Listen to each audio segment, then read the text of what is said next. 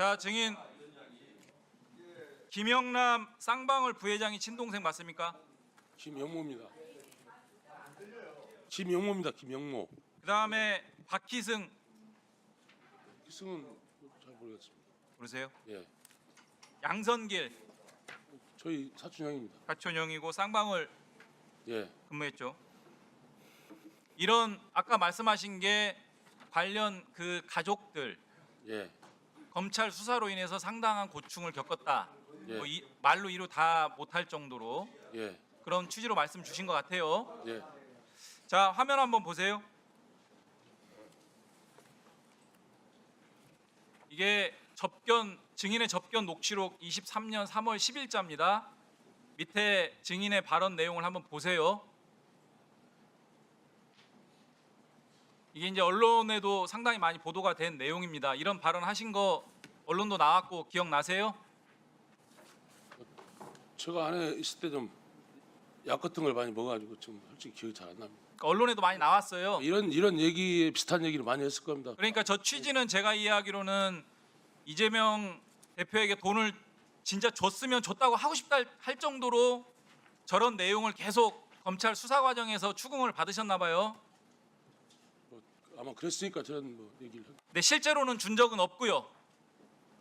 아까 말씀드렸다시피 알 수가 없는데 어떻게 돈을 뵌 적이 없는데. 예, 다음 화면 보시겠습니다.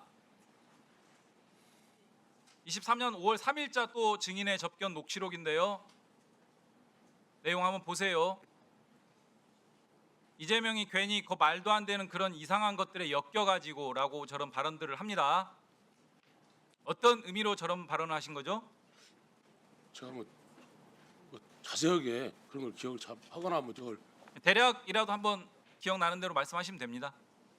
말씀했다시피 그 당시 그 안에 있다 보면 조사 받고 하다 보면 뭐 당연히 검사들한테 좋은 감정을 안 가질 수밖에 악감정이 가질 수밖에 없습니다. 그래서 아마 그렇게 했던 것 같습니다. 그러니까 저 앞에 말이 아니고 저 뒤에 이재명이 이상한 것들에 엮여가지고라고 표현하신 부분에 대해서 기억나시는 만큼 말씀해 주시면 됩니다. 정확히 기억이 안 납니다. 어떤 뜻을 했는가. 정확히 안 나면은 기억나는 만큼이라도 말씀을 해주셔야 돼요. 중요한 내용이니까. 어떤 의도로 했는가. 저게 뭐 1년 동안 안에 있다 보면 이게 뭐 조사받고 온 날 뭐 어떤 날 기분도 나쁠 수도 있지 않습니까? 그래서 아마 그래서 그랬던 것 같은데 뭐 정확히 뭔 뜻인지. 그러니까 수사 과정에서 검찰의 수사가 이재명을 목표로 해서 뭔가 엮으려고 한다라고 하는 인상을 받았다. 그런 내용을 접견 온 분에게 말씀하신 걸로 이해가 되는데 그렇게 보면 됩니까, 대략? 그렇게 봐도 될 것 같습니다. 대충 내용. 예, 다음. 지금 또 다른 접견 녹취록이 23년 3월 31일자가 있는데요. 수원지검 검사들을 향해서 저것들 내가 볼 때는 이제는 있는 거 없는 거 다 집어넣는다고 보면 돼. 더 이상은 저것들하고 얘기할 게 없어. 저것들은 악마보다 못한 놈들이야. 원색적인 발언을 접견 온 사람한테 하는 겁니다. 악마라는 표현을 최근에 항소심 가면서 수원고법 앞에서도 기자들한테 했었어요. 그 워딩이 딱 특징적입니다. 제가 인상적으로 봤는데 그만큼 수사를 한 그 상대 검사들에 대한 감정이 굉장히 안 좋은 걸 좀 느낄 수 있는데 이게 아마 뭐 수사 과정이라든지 가족들에 대한 소위 말하는 가족들을 수사하면서 도륙냈다라고 할 정도의 그런 상황들이 좀 켜켜이 쌓여 있는 것 같아요. 감정에 맞습니까? 검사들이 수사해서 죄진 사람 뭐 구속시키는 건 당연한 일인데 예를 들어서 뭐 자기 죄는 자기가 안다고 조사하는 저도 뭐 전에도 뭐 검찰에 구속된 적도 그랬는데 보통 이제 수사하는 검사들은 최소한도로 이렇게 인간적인 부분까지는 안 건드리거든요. 뭐 예를 들어서 뭐 여기에 법조인 의원님도 계시지만 최소한도로 뭐 악감정 가지고 예를 들어서 뭐 저는 뭐 내 전생에 원수였다 이런 정도 생각할 정도는 안 합니다. 수사는 그렇게 악랄하게 하는데 수사를 뭐 죄를 막 까가지고 악랄하게 하는 수사가 있고요.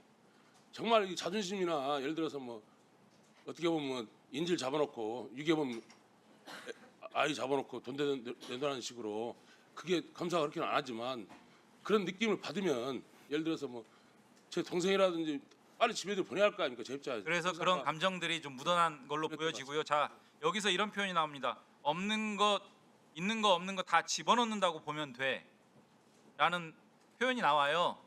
그러니까 아까 앞서서도 그런 발언도 나왔고 이 발언을 보면 전반적으로 검찰 수사가 정해놓은 목표에 따라서 만들어간다라는 인상을 증인께서 많이 받으신 것 같아요.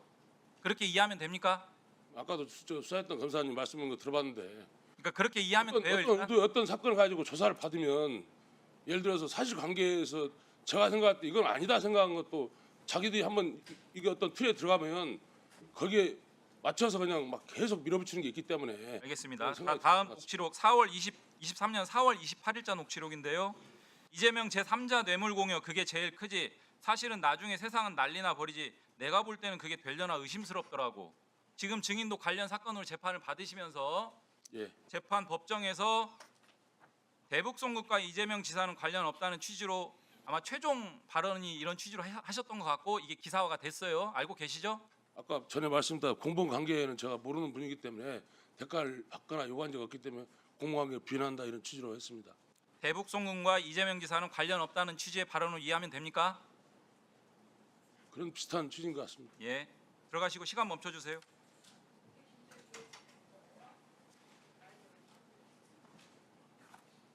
저 뒤에 계시는 속 기사님, 네, 네 화면 한번 보여주세요. 통상 제가 이제 화면이 안 보이시니까 네. 검찰에서 속기록을 그러니까 녹취록을 작성하는 프로세스가 네, 녹음 파일을 검사실에서 받아가지고 속 네. 기사님이 초벌적으로 초안을 작성한 다음에 그 초안을 요청한 검사실로 한번 보내서 확인을 받고 검사실에서 이러이런 부분들 내용을 잘 아니까 검사실이 오히려 내용을 한번 리뷰하고 수정할 사항이 있으면 속 기사님한테 수정 요청을 하고 속 기사님이 수정 요청 받은 사항을 그대로 수정하는 것이 아니라 한번 다시 점검한 다음에 수정할 부분은 수정하고 그렇지 않을 부분은 유지한 다음에 최종 확정이 되면 그 내용을 속 기사님 기명 날인해가지고 검사실에 제공하는 이런 프로세스 맞습니까? 제가 기억하는 거는 음성 파일 받으면 제가 작성해서 제출을 하고 수정 요청은 그렇게 많이 들어오진 않고 정말 가끔 들어왔던 기억이라서 네, 수정 요청이 들어오는 경우가 있으면 속 기사님이 확인한 다음에 수정할 사항이라고 발견이 되면 수정하지만 그렇지 않으면 유지하고 기명 날인해서 검사실에 제출하죠. 맞습니다. 최종본은 속 기사님의 보장이 들어가는 겁니다. 네, 그래서 그 내용이 만약에 실제 녹음 내용과 달리 녹취록을 작성하면 속 기사님에게도 뭐 민형사상 또는 어떤 징계상 책임이 뒤따를 수 있기 때문에 굉장히 신중할 것 같아요. 맞습니까? 네, 그런데 이 지금 문제되고 있는 재창영과 실장님은 아까 속 기사님 들으신 것처럼 너무나 다른 내용이기 때문에 속 기사님이 그렇게 최종 확인하고 날인했을 것 같지는 않습니다. 맞습니까?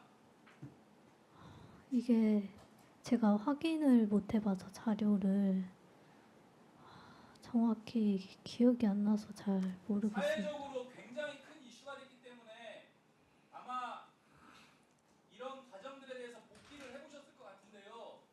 네, 속 기사님이 최종적으로 재창영이라고 되어 있는 녹음 파일을 실장님이라고 속 기사님의 의견으로 의사로 녹취록을 확정한 것인지 아니면 속 기사님이 아닌 다른 영역에서 확정됐을 것으로 보이는지 속 기사님 어떻게 생각하고 계세요?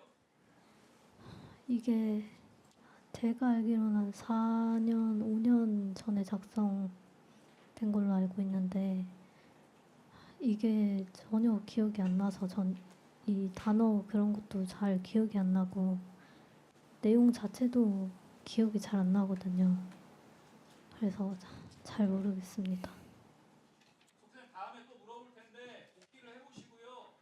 이 사회적으로 떠들썩한 사건을 기억이 안 난다라고만 일관하면 자칫 그게 또 위증이 될 수도 있으니까 기억을 잘 더듬어 보세요. 네.